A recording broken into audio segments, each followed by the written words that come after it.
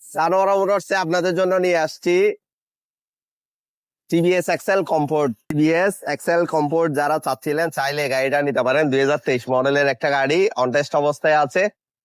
এই গাড়িটা genuine 7000 kilometre run. এটা আমাদের মুখের কথা নয়, আপনারা যদি টায়ার গুলা দেখেন বুঝতে পারবেন। আর আমি যার থেকে নিয়েছি ওনাকে ফোন করে কনফার্ম করে নিতে পারবেন। আমরা এখনো গাড়িটা ওয়াশ করি নাই, মাত্র নিয়ে যেভাবে আছে ওইভাবে একটা ভিডিও দিলাম।